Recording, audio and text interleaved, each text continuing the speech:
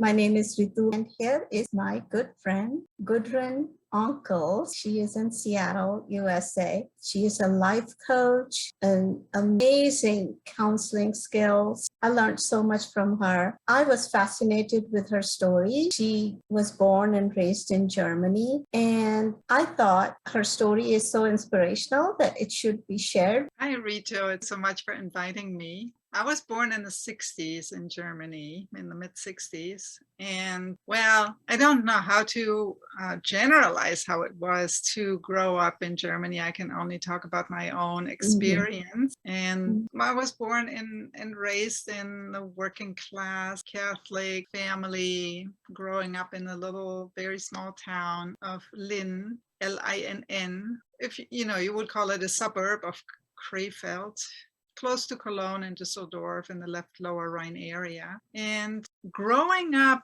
in Linn was a particularly beautiful place to grow up in. The reason is we have a water castle, like with a moat. It has a deep sense of history, like the first foundational stone was set of that castle in 1127 or something like that. So there's a long, deep history. And what I particularly loved about growing up inland with the castle and the parks and the fields and this little old town, that was one of the things I really loved, was that people in that town had a sense of playfulness, of using the historical setting to play. And so, there were all of these historical groups that would meet every 3 years. There was like this big parade with all these different carriages, basically people dressing up in costumes that would illustrate all these different periods, like 1100 or 1200 or 1800. It was a very kind of playfully engaged community that way. It was a continuous stage play going on. It was every 3 years because it's very involved and it takes a lot of time to set it up and prepare it. So, part of my teenage years was my parents at some point played the minister role to the king's court. Different people did different things. We were sitting in the carriage and waving at the crowd. It was just one of the memorable experiences at age of 16. Yeah, I could talk about Linn forever. I mean, there's the cobblestone roads and the post and beam houses and just this deep sense of history there. And another thing that happens there every year, at the beginning of summer, there's a 3-day kind of medieval festival where there's hundreds and hundreds of vendors that come, and they can only sell what they make themselves. Imagine this huge medieval market, people dressed up in period costumes, spinning wool or making lace or making soap or making pottery or blacksmithing or weaving. I mean, it's pretty magical if you think about it. Yeah. Does that happen even today, or was it back then? It didn't happen in the last couple of years because of COVID. But the flax market was a tradition throughout the centuries, and then it stopped in the 20th century for some time and then got reintroduced in the 70s, 1970, 1980. And then after that, what did you decide for your life? Well, social work, or for thinking about people, working with people. So I started going to the university in a close by town, Duisburg, but I wasn't able to follow through with those studies because I hadn't figured myself out and I didn't feel like I had the support I needed, and I was just disoriented, I guess. So when I was 22, I decided to become a woodworker because that was something tangible. And I think that's the best way to describe it. And looking back at my life, going through that apprenticeship, working with tangible means, with my hands and with wood, and creating things out of nothing, out of wood and using machines, provided me the time on the other side to figure myself out, so that stepping into helping people, I would actually know who that is, who was helping people. So in a way, looking back, it's been a long road, but it makes sense. Yeah, so at age 22, I started an apprenticeship to become a furniture maker in my hometown. And Is that something traditional? How did you find out about furniture making? well, it was really by chance. I mean, the situation itself, I was walking by the garage of a neighbor, and he was standing there inside with his woodworking equipment, a hand planer in his hand, and he was just swishing away on some wood. And it was just this moment of even maybe 5 seconds as I was walking by and looking into this garage, seeing this guy, this neighbor of mine, thinking, and old man, and thinking, oh, that may be something I could do. And that was the basis. That was the whole basis of my decision of becoming a furniture making. It was not like a deep centuries-seated passion in my family or any sort like that. It was just that fleeting thought, oh, that's something I could do maybe. So it's surprising that here I am 30 years later, still having my wood shop as I'm transitioning fully into becoming a life coach. Oh, I have seen some of your work. It's absolutely beautiful. And that you have done so many workshops also teaching woodworking. So going back to, you started woodworking. So where did that take you? That's such a good question, because there's such a treasure hiding there in that experience for me, looking back at that. So I finished my apprenticeship. I was very lucky with the shop where I got my education, because there was great intention to have the apprentices be some of the best ones in the city. So there was the support there, and there was the inquiry in my skills. So that, or pressure, however you want to call it. But I was one of the honored students of my year. And that, I think that did something to me. It was not like comparing. It was more like, how far can one go if there's just enough airiness and enough support and the right ratio. So I moved on. I worked in a door and window installation shop, which let me compare the wealth that I had experienced before and the simplicity of that work with a lot of pressure. And I worked there for 9 months, and then I made the decision to say, I have something better. For my life must look better than this. So I quit there, and that was very daring to do because I didn't have another job at that time. And as a female woodworker, you would not be as readily employed, because there were all sorts of, I call them excuses, that shops would have, that traditional shops would have, to not employ a woman, because there's a real risk if a woman becomes pregnant and all of these things. That may be a little bit long-winded, but anyways. Yeah, and that was very courageous of you, as you said, daring, going into something where women are not readily employable, not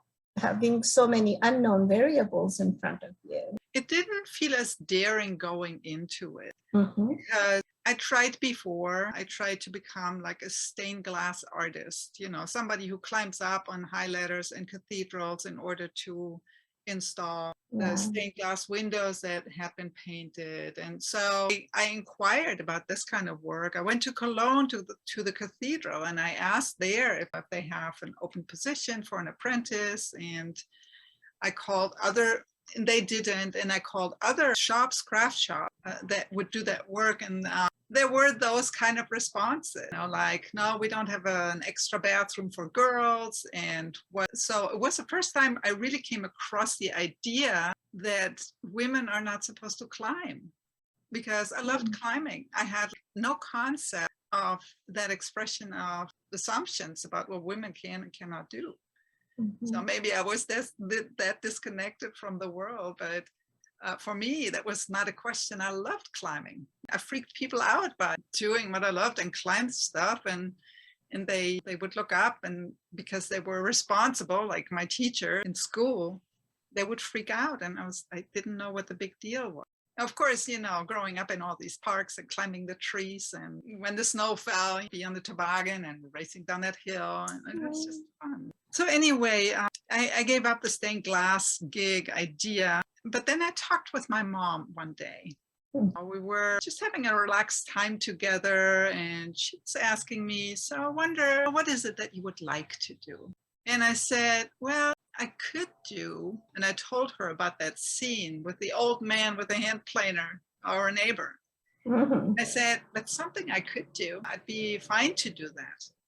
And so she said, well, let me talk to my good old friend, Johannes, who was the person that later took me on as an apprentice. So my mom, also a woman, obviously, was the one instrumental in helping me getting that position.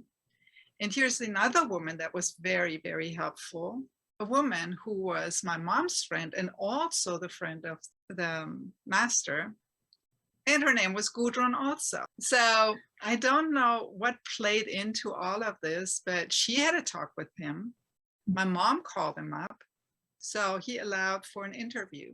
And so that's how I actually really got the job. If I had just gone there myself, I would probably not have been able to get that apprenticeship. You know, in order to dive a little bit deeper into your inquiry around women's issues with that, in that interview, my future boss actually asked me questions that he was not supposed to ask. And he announced that. He said, I am not supposed to ask you these questions, but I will ask them anyway. And those were questions like, are you pregnant? Then that would just hang up his business, you know, if he like 6 months later or 9 months later would have to think about paying me for working there, but me not being there. So those are real considerations for small businesses that I absolutely can understand. Yeah. So then what did you do? So I did some climbing in doing installations that we built and that we installed in houses and in public buildings too. I don't know how far I should go into the apprenticeship. There was a little bit of hazing going on, and you know, I was completely unfamiliar with hazing, what that was. I always was a very sensitive person, so I didn't do very well with that. But I always had a desire and an urge to move away from where I grew up. Yeah, I like to say, like my sister, she says, Lynn is a very beautiful place to come from. It doesn't matter how beautiful the place is where you grew up. You just want to just explore and discover more. Of course, yeah. And that has really informed both my inquiry in the human spirit and the human story, and in actually the physicalness of my world travels and exploration. So tell me, where all did you travel? There is a medieval tradition that I follow, which is called journeyship. And the term journeyman actually comes from that tradition. So in the 1500s, the crafts and trades gained a new status in Europe and in Germany. And in Germany, the guild system, G-U-I-L-D, the guild system was brought about, which meant that it was not just somehow somebody building something, but it was elevated into being called a craft.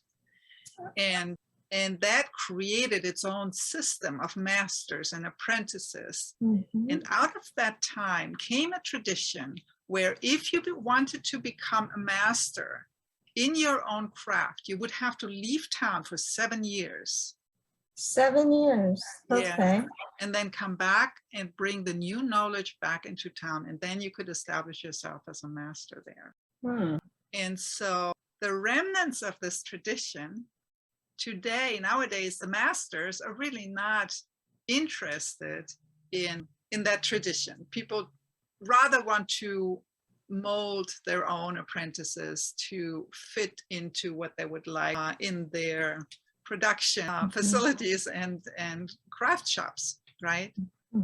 But the journey people themselves reclaimed this tradition, and I believe it is something that came out of the labor movements of the last century. And so the tradition is and there's different groups that all have sort of like the same outfit, very similar outfit, but they have different rules. Tell me more about that.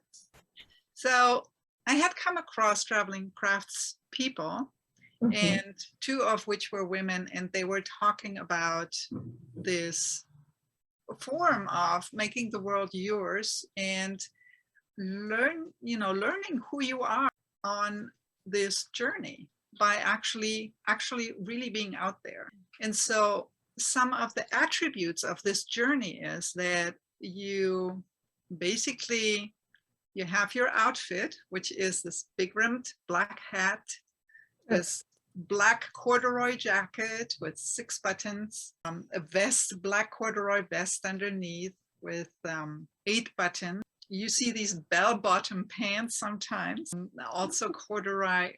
And there is variation. You can have different colors, different fabrics, but for the wood trade, it is black with a white shirt. So if you see somebody like that walking about, it could be somebody on a traditional journey. It also could be a timber framer who is settled in one place, but it's a traditional clothing for the craft. So in 1992, I decided that it's my time to embark on that journey after meeting these 2 women and getting connected to what later would become my group, which is, the name is Axe and Trowel, translated into English. So to signify that everyone traveling with that group is off the building trades, because there's other groups where there's cooks and seamstresses and other crafts that are also on the traditional journey, moving about the world. So yeah, I was super, super excited to start embarking on that journey, and basically just with a bundle under my arm that contained like a second set of that kind of clothing, so that I would have one for traveling and one for work, basically. So yeah, so what the minimum of 2 years and 1 day was being on that journey, which means not going home, having a band circle of 50 kilometers around my hometown where I couldn't go, but I could go anywhere else in the world. So, there were a few of these kind of rules in place that would give me the mindset. And the mindset is one of our slogans was, curiosity is the desire to go out into the world without wanting to arrive anywhere. That's beautiful. Yeah. Wanting to go out in the world without wanting to arrive anywhere. And, for me, it became 5 years. I was 5 years I was out there, and you don't have a car, you don't have an apartment, and you start out with $5 in your pocket, so that you are actually really, truly on the road. And you're open to the connections that come your way. And you behave in an honorable conduct, because that's just the decent thing to do. And that's how you generate your path. And you also create a place for the ones who come after you, to come following you, like the next generation of travelers. Well, the tools, that was also a question. So there were 2 things. I had a couple of young fellow travelers who came to pick me up and show me the ropes. And here I was rolling my bundle and putting that towel right on top of my second outfit, starting to roll it up, whereas one of my fellow travelers just had like this biggest grin in my smile, stopping me, pulling that towel out and said, "You don't need that." And I'm like, what? So it was just a completely different mindset.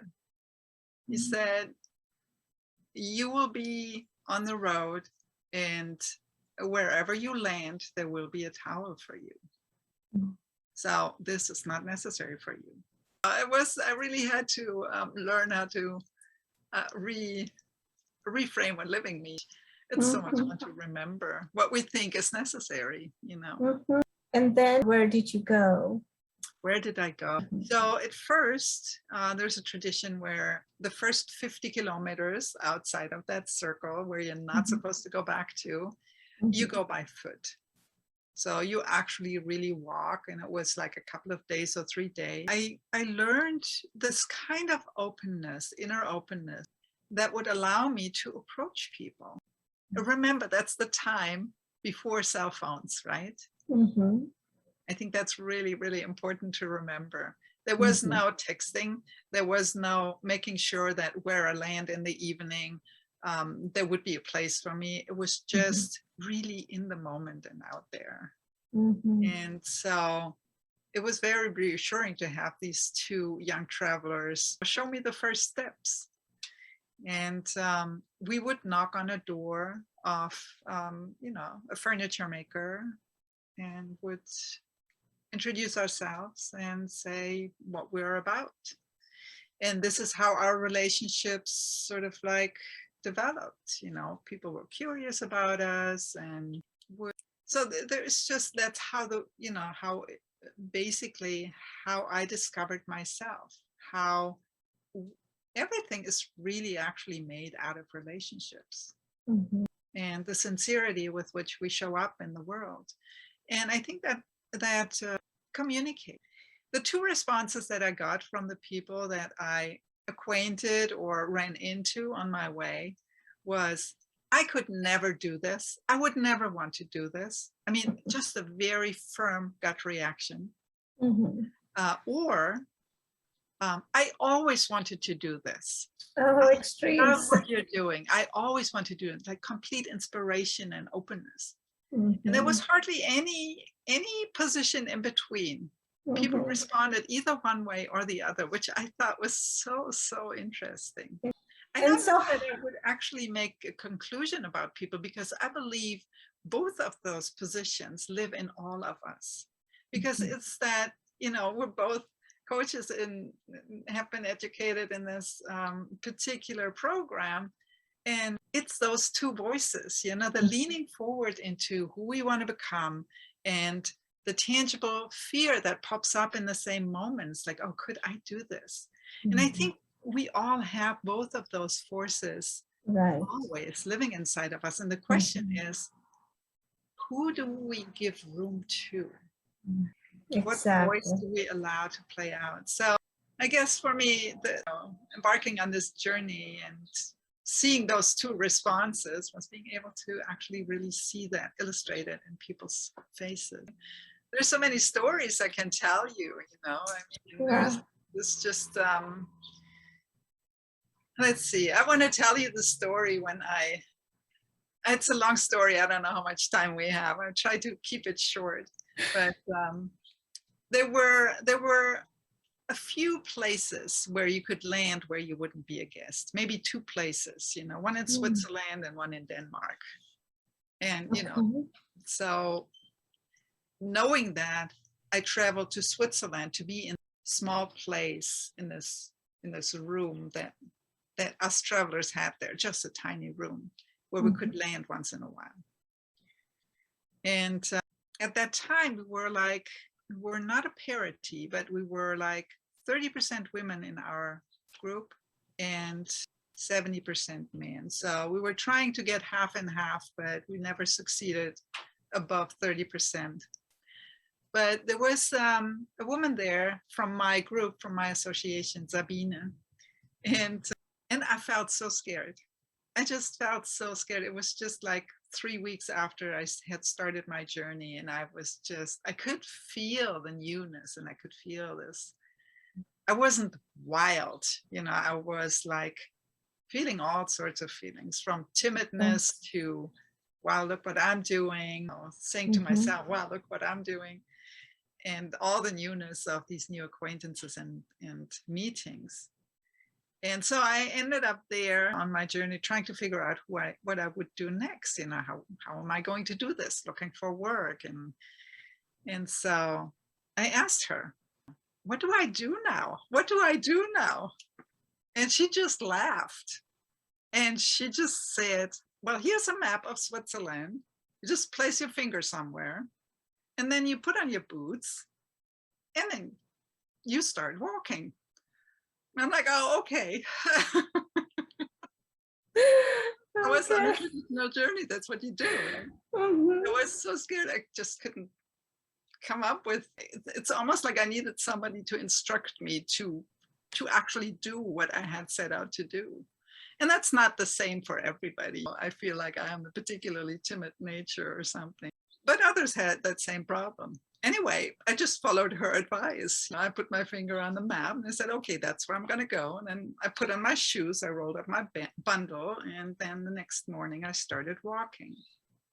And in order to answer your question, that was one of the usual days. You just walk forever. You sometimes meet people. You have all sorts of feelings like, why am I doing this? I should be effective. I should like have a career. I had all sorts of voices come up inside of me, because just walking is not what you do nowadays.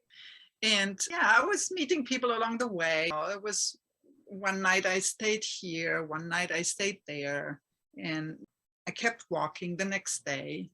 And the first night there was this female-owned roofing business on the other side of Zurich Lake. And she then next day brought me up farther into the mountains, just so I had a head start. And then I kept walking from there, and there were these little places, like little, you can even call them towns, like, assembly of houses, where I knocked on the mayor's door, and he was so happy that there was somebody so unusual snowing in. And I would sit down and be invited to coffee and something. And then everywhere I stopped and where I was received with kindness and maybe work or stayed over, people would write into my book. So I have this book here. So that's 5 years of travel. Wow.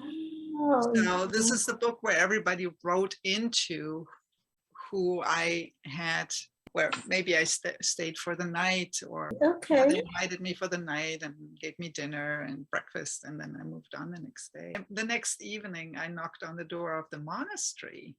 I went to Einsiedeln, which is a pilgrim town in Switzerland, and neither the monks nor the nuns would let me in. They knew that I was there. I was talking to the monks, and they were like, "No, it's all guys here. You can't." Okay. The monastery for the women didn't even open the door. So it's just so super interesting to see how people sometimes, where you think, oh, there should be an openness here. We are sort of like in the similar kind of calling, but maybe that's not true. It was all in my head. But the most simple people would just be so hospitable and so supportive and so curious about how life could be so different, that I, in the first weeks and months of my journey, I gained a level of confidence, not just in myself, but in people, in the goodness of people, that would really elevate my understanding of how good we are as people. And so that was a really solid foundation coming out of an earlier confusion where I just wasn't sure, about people. So it's just to say how the path that we walk, or the path that I walked, at least, with this using woodworking in order to inform who I am, and this traditional journey in order to learn who I am outside of the context of society. And that was the quest. What happens if I take myself outside of the structure that everybody thinks is normal, and who am I then? And that was sort of like, one of the quests that I was interested in exploring. Where all did you go? So, well, in Switzerland, even in one country, there is so many different kinds of situations and places. So, but, in Switzerland, there were 2 locations that stood out, 2 or 3 locations. So after leaving Einsiedeln the next day, having found a place by simple people really having a heart and sort of like a curiosity about me, and providing me a place for the night. The next morning, I took off, completely clueless about the landscape. Here I am in Switzerland in February. I'm walking through the mountains. I have no idea that there's snow somewhere around the corner. I'm walking up into this mountain, and all of a sudden, I'm just going sort of like cross country, who cares about what road to take? I'm here, I'm free. So all of a sudden I'm ending up between all of these miniature spruces in a field that is like covered in snow. And it was just gradually getting deeper. And I was like, oh, it will be over just in a couple of steps. Yeah, no. It was the opposite. So I was like up to my hips in snow all of a sudden, and it was cold. And I was like, I think I'm stupid. It was just one of those moments where I'm like, sometimes it may be good to inform yourself about where you're going. So the limitations of just being in the moment. And, but at some point I finally arrived on the other side of that field, and there was a cleared street. And I just kept walking that paved road for hours, it seemed like 3 hours, 4 hours. And every time I had that long walk, whenever I had these kind of long walks, I would have all of these feelings come up in me, like, what am I doing? This stupid. It was always the same sort of voice. It's like, you have no direction, so it was really hard to sort of stay with myself and think that it would make sense to do what I was just doing. I mean, it's just really interesting. It made me think of people back in the days who constantly just walked for long stretches, and it probably happens nowadays too. I've heard of India, where these people that want to know what's happening in the villages, and they're just going from village to village, and the connection with the people is so important in order to actually really know what's important to people and what's happening. And these big movements come out of this, where people from one village that haven't join a program where they share some acreage so other people can. Anyway, just to say that it's a little bit away from what my life was, but I had all these feelings well up in me. It's not what everybody does. It's so natural. To get to that previous answer or question you had, then I all of a sudden, and that was one of the pivotal moments, when I am steeped in these emotions of, this is stupid, I come around the corner, and it was just evening. It was just getting evening. And it still moves me to this day when I think about that moment. Just come around the corner, steeped in these feelings, and then in front of me opens up this whole beautiful alpine evening glow, alpenglow world. Wow. And I was like, oh. Wow. So it was just unexpected. It was pristine and overwhelmingly beautiful. And it was, in a way, an answer to the question that I had asked myself before. Am I stupid? Why am I doing this? And then you get this as an answer, and you go like, oh. So I went on for another half hour, 45 minutes, and I ended up in a little village. And there was a timber framer contractor there, and I knocked on the door and I said, do you have work? I'm here, I'm happy to work. And so I worked with this timber framer contractor for the next couple of weeks, because he needed labor. He needed that extra person that he didn't have to employ. Of course, we negotiated my contract, and it was just before Easter, and he had a deadline. He needed to get it all done before Easter. And so he was super happy that I showed up, and I was super happy that I had work. And so that was one of the ways that I have experienced this journey. And in a way, everybody is on that kind of journey. We're putting our best foot forward, and we don't know what's coming around the next corner.